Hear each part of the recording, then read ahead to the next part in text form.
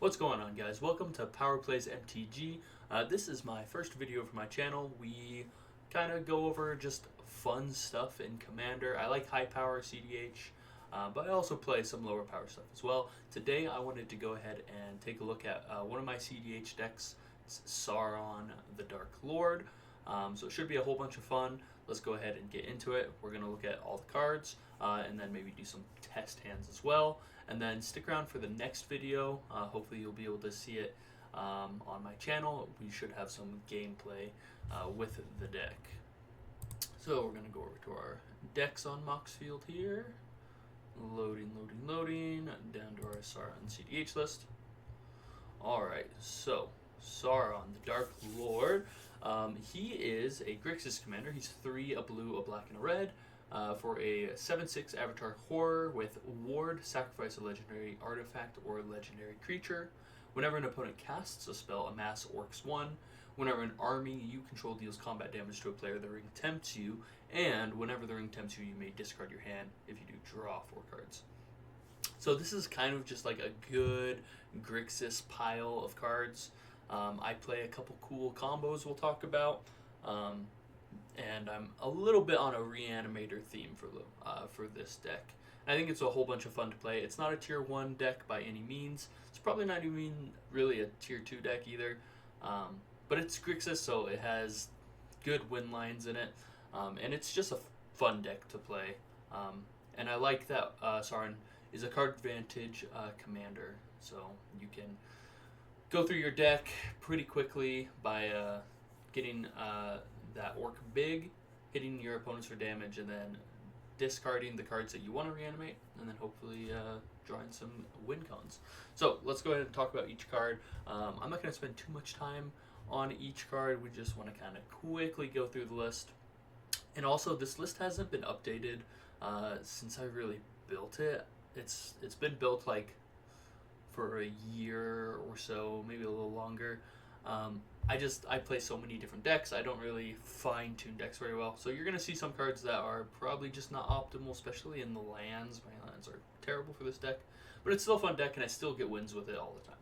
So let's look at Planeswalkers. We're just on 1. I'm playing Narset Part of Veils. I like this card as a stacks piece, just because there's so many Rhystic Studies, Mystic Remorse, Esper Sentinels in the format for cEDH that I need a way to slow the opponents down occasionally. It also helps us dig through our deck to look for certain non-creature cards that might be helpful. In the creatures, we're playing 18 creatures here. Like I said, we are on a Reanimator theme. So the first, I guess, combo I want to talk about, I'm not going to go in order of the creatures on here, since Asmodeus is first here. Might as well just talk about Asmodeus and the combo with him. So Asmodeus is a 6/6 for 6. Doesn't matter, we're never casting him. He has Binding Contract. If you would draw a card, exile the top card of your library face down instead. Whoops. And then for 3 black, you can draw 7 cards, which with him on the battlefield would have you just exile top 7. And then you can pay a black to return all the cards exiled with Asmodeus to your hand and lose that much life. But we're going to circumvent that by putting it into the graveyard and then using something like Necrotic Ooze to be able to just use the 3 black to just draw 7 cards. We don't have that static line of exiling, so if we have Asmodeus in the graveyard and Necrotic Ooze out, we can just start drawing cards. But how is that a combo? Well, we have a card called Scourge Familiar, which lets us discard a card to add 3 black. So the main combo is using something like Buried Alive in our sorceries to go put all 3 of those creatures into the graveyard, use a reanimation spell to get the Necrotic Ooze out, discard a couple cards to get the 3 black mana to start drawing through our deck. As long as there's no responses, we can draw the entire deck by discarding, and then we can just win with a Thassa's Oracle. Speaking of Thassa's Oracle, that's the main win line in this deck. It's the most easy win, clean win, I guess you want to say, in cEDH probably. It's super efficient, just really good card. If you don't know, Thassa's Oracle basically says If your deck is empty and you resolve its ETB ability, you win the game. So we can draw through the whole deck with that combo and win with Thassa's Oracle, or we can win with the more traditional, easier way of just casting a Tainted Pact or a Demonic Consultation, which are over in our instance. Demonic Consultation. I'm sure most people who watch cEDH content or know about cEDH know this combo, are familiar with this. We won't go too in depth on it, but basically you name a card, exile your whole deck, boom, you win with the Oracle. Same with the Tainted Pact. Costs 1 more mana, and it lets you put a card into your hand. You don't have to name it and exile the whole deck. So this can also work as a tutor in the deck, which is really good if you're looking for a specific piece. So some of the other notable creatures we're playing, I like Douthie. It's not the most efficient. The double black pips can sometimes be tough, but being able to occasionally cast your opponent's spells, if you need a counter spell for the turn you're going to win, and you had this down when someone else was casting counter spells, it can be relevant. I like it. Fairy Mastermind and a Ledger Shredder, we just want some card draw. Ledger Shredder is nice because, like I said, we are in Reanimator, so being able to discard something like the Asmodeus if we draw it to get it into the graveyard for later is always nice. We talked about Necrotic Ooze. I like Notion Thief. Like I said, there's so many draw engines in cEDH right now, and it's very grindy. This card can come down. It does die to Orcish Bowmasters, which is relevant and can be an issue, but a lot of times it can help you slow down the table, make people stop drawing as much, or it helps you just get a whole bunch of advantage. Opposition Agent, another just kind of stacks piece that slows your opponents down and sometimes helps you get some value. Orcish Bowmaster is one of the best creatures in cEDH in my opinion. Punishes the card draw by picking off either small creatures or targeting the player who might be on Ad Nauseam or playing Necropotence. Very good card. Also dies to other Bowmasters, which are usually made by clone effects a lot of the time. So Phantasmal Image is one that I really like. Lets you get it down, copy your opponent's Bowmaster, kill their Bowmaster, and then get your advantage. Same with Phyrexian Metamorph. Phyrexian Metamorph is just super good because it can also become a copy of the One Ring, which is very relevant. One of the best spells they've printed in recent years, in my opinion. A great card draw outlet. So being able to just get this down after a player has cast the One Ring can be really, really good. I like Ragavan for early game ramp. Our commander costs 6, and we need those color pips. So if you can get a Ragavan out early, very helpful. And occasionally you're going to hit somebody's mana ramp with the exile effect. But mostly we're looking for just getting the treasure there. Sauron the Lidless Eye. This is part of one of our other combos. So I'll talk about this. This Sauron is 3. A black and a red for a 4/4 Avatar Horror. When he enters the battlefield, you gain control of target creature and opponent controls until end of turn. Untap it, it gains haste until end of turn. That doesn't really matter. Sometimes it might come up being able to steal somebody's Timna or something like that to get a little bit extra card draw, sure. But what we really want is this activated ability, 1, a black and a red. Creatures you control get +2/+0 until end of turn, and each opponent loses 2 life. So this is an infinite mana outlet to kill the table. And how we get this infinite mana, or at least how I like to do it in this deck, is through a World Gorger Dragon combo. This with your Sauron in the graveyard means that when you go through the World Gorger line, as long as you have something that is producing red or black without killing yourself, so taking damage, so having your Badlands, having your Command Tower, Blood Crypt, whatever it is. Actually, Blood Crypt doesn't work with this because Blood Crypt could enter tapped. So you need an untapped source, but basically, if you don't know the World Gorger Dragon line, use this with Animate Dead, which is an artifact. Animate Dead says take target creature from a graveyard, put it directly into play. It has -1, -0. And then if Animate Dead is removed, you destroy the creature. So you Animate Dead the World Gorger Dragon. The World Gorger Dragon exiles all your permanents, which exiles the Animate Dead, which then sacrifices the World Gorger Dragon, bringing back all of the cards you exiled, which means they come in untapped. You can tap your lands for mana, the Animate Dead comes back, gets the World Gorger Dragon, you make infinite mana. And then ending the Animate Dead line by reanimating the Sauron, you can use all the infinite mana to drain the table. So really fun. It's not super efficient. World Gorger Dragon has its issues. If you remove World Gorger Dragon while its exile effect is on the stack, you're just going to exile all your cards, and you pretty much lose the game at that point. But I like it. I think it's fun, and I really like this printing. I think it's really cool. Next, we have Sheoldred the Apocalypse. Just a good value piece. I like being able to drain your opponents. A lot of times, if I can't find the combo in this deck, just having something like a Sheoldred, because the games are kind of mid-rangey, like there are fast games, you're going to lose on turn 2, turn 3 occasionally, but a lot of the games I've played recently, they go to turn 5 and 6, and so if you can get a Sheoldred pretty early, it can stop the Ad Nauseam player, it can stop the the Necropotence player just a little bit by just pressuring their life enough where they might not find their win cons, and it helps you stay alive for your Necro. A lot of people are drawing a lot of cards, so I like to just punish that. We already talked about Scourge Familiar. It's pretty much the only time we're ever using it is when it's in the graveyard. Talion, I think, is just a really good card advantage engine. We're trying to draw as many cards as we can in Grixis, and just have our counter spells and have our win cons as efficiently as possible. In my opinion, Talion on 1 is always the way to go. In cEDH, I guess 2 is also really acceptable. Actually, I think I might prefer 2. I guess it depends on the pod you're playing against. 2 and 1 are the best 2 numbers. I think, just depending on the commanders you're playing against, but I think 2 is actually maybe theoretically better. Really good. We talked about Thassa's Oracle and Villas. Villas is just a good creature. If we can get it into the graveyard and just cast a Reanimate and then just start drawing cards for doing basically nothing, just losing a little bit of life, removing creatures, I think Villas is really good. Very expensive to play, to cast from your hand, so you basically don't want to do that in this deck.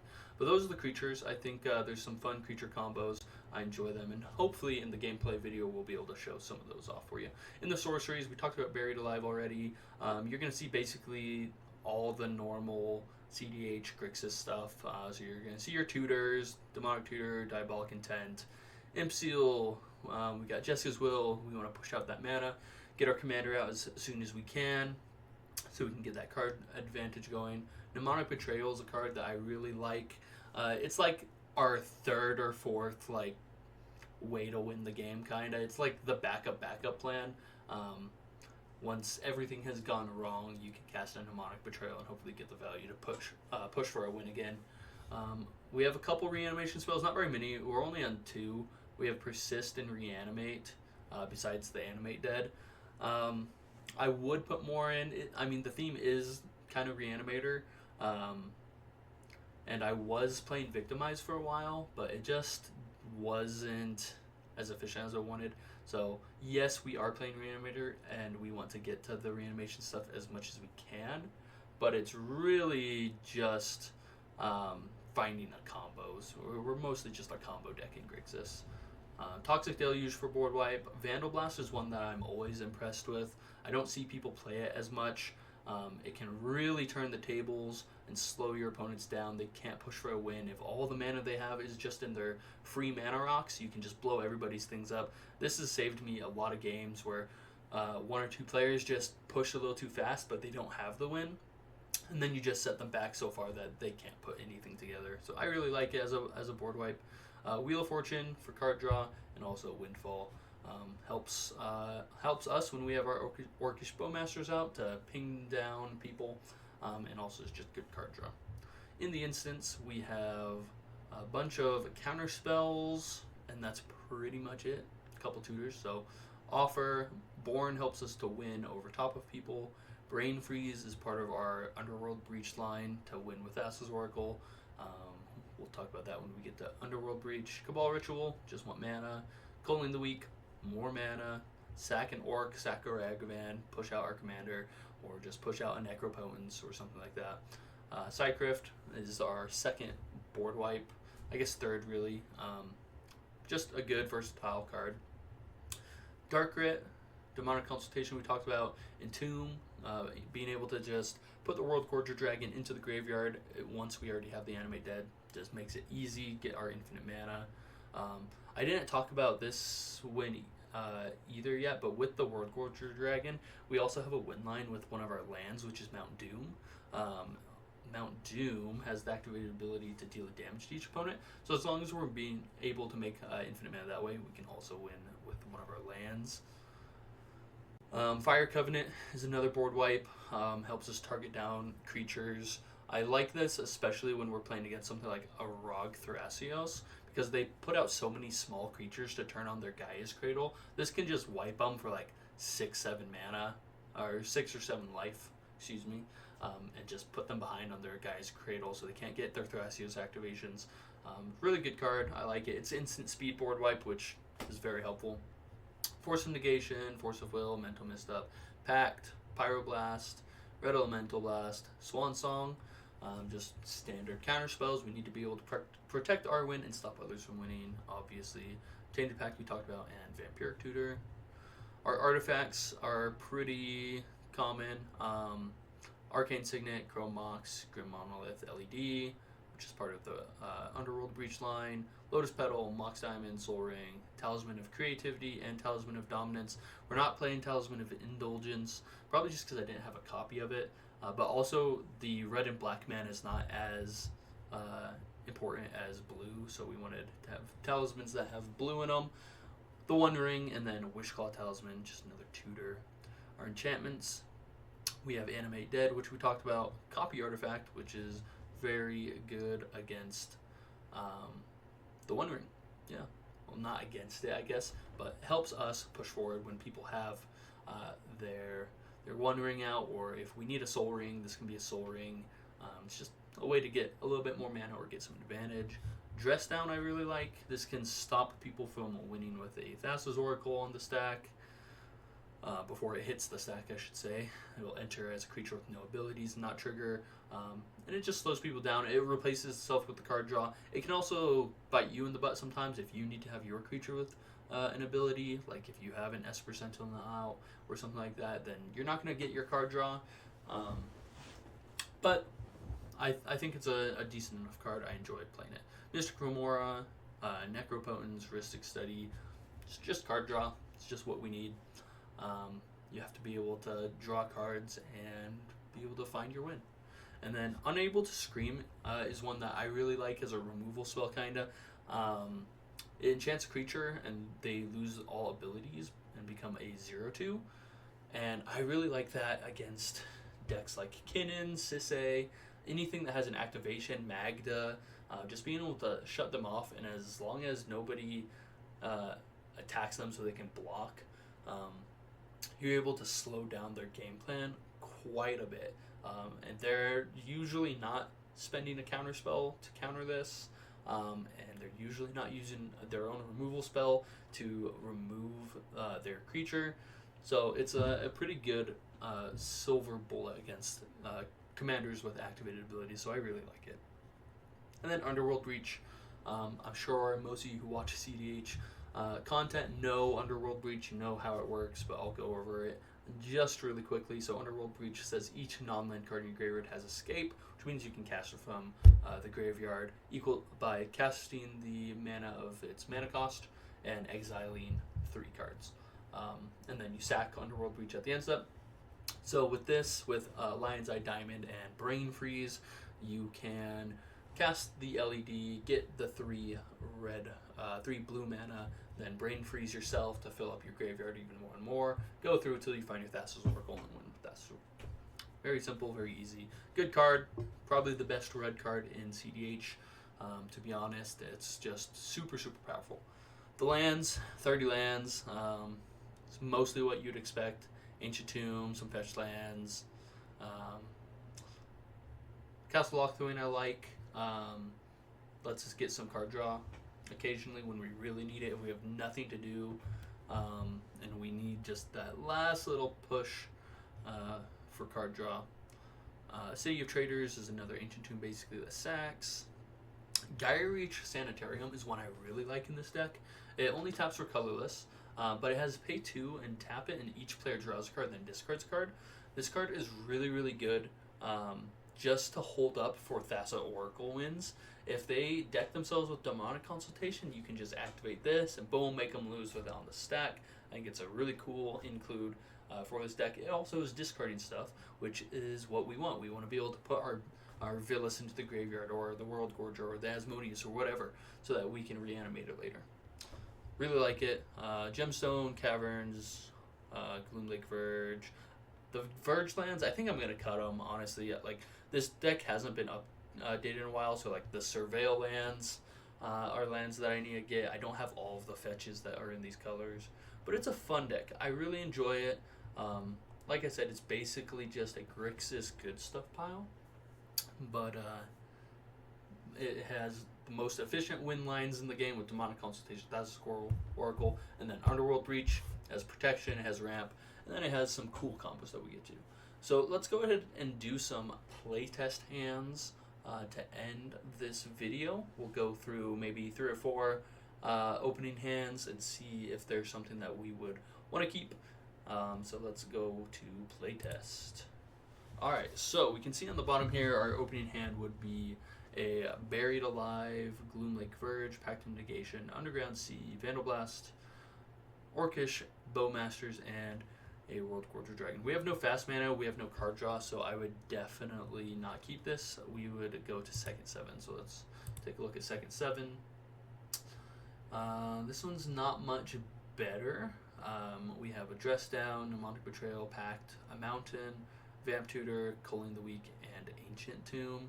If this was a black source, I'd probably keep this. We could Vampiric Tutor for something like a Rhystic Study or a Fish, probably Rhystic Study. If this was like a blue-black land or one of our fetch lands, we'd go get Underground Sea, Vamp Tutor, and then turn 2 Rhystic Study would be fine. But this hand's probably not a keeper either. I do play basics because I find sometimes that Path of Exile comes out, and it's nice to go get the land. But those probably should be cut, to be completely honest. So let's take a look at a 6. This looks a little better. We have some interaction. We don't really want Thassa's Oracle in our open hand. This is actually probably just a bad hand. Like, having LED is nice because it's close to getting our commander. So like let's play this out. Let's say that we would put Villas to the bottom. So we're gonna move him to the bottom of the library. We would draw for turn. It's another land. So we would play land, play LED, hold up mana for the Pyroblast or the Offer, and hopefully find something. I don't know. Then turn 2. Grim Monolith helps. Lets us play that, so it would be a turn 3 Sauron. We don't get to leave up mana for any protection this turn, so hopefully we're going against some slower decks. And then turn 3 we would have a Toxic Deluge. Yeah, we'd probably just crack the LED. We'd get Commander out there, get our Sauron, and then hopefully get a big Orc and then hit him for some damage and go for some card draw there and maybe be able to find a win. Let's look at a fresh 7. This 7 is a Scourge Familiar, a Diabolic Intent, a Windfall, a Mox Diamond, a Reanimate, a Volcanic Island, and a Mountain. So this is fine. We would draw for turn, play that, play the Mox Diamond, discarding the Mountain. We don't have anything else beyond that. I wish this was a Demonic Tutor instead of Diabolic Intent. But turn 2, we'd get our Mount Doom. We can go for a Windfall here now. Hopefully draw 4 or 5 cards on turn 2. That seems pretty likely, so let's play that out as if it were the case. Let's say we got someone for 4 cards. And we'll draw 4. 1, 2, 3, 4. Not bad. We have Ragavan, Bowmaster, Urborg, and Villas. Villas is kind of not great to have in the hand. but turn 3, we could play that. We could hold up mana for the Bowmaster, play the Ragavan. We could even dash the Ragavan out. So I think this would be fine. Would have been a fine start to the game. Alright. Well, anyways, that is my Sauron the Dark Lord cEDH list. I think it's a really fun deck to play. I enjoy it, and I hope that you guys are able to enjoy the gameplay video that we're going to have up, and that you like the deck. Let me know what you think in the comments. Make sure you subscribe. This has been Power Play MTG. Just starting things out, wanted to get my voice out there in the cEDH community and just the Commander community in general. Magic is my favorite game to play. Really enjoy it. Loving all the Final Fantasy stuff right now, so I might even do some standard gameplay videos with some different decks. And if you have any deck suggestions or decks you'd like me to review and take a look at, let me know, and we will try to take a look at those. Appreciate everybody. Make sure that you like and subscribe if you like the content, and we will see you guys next time.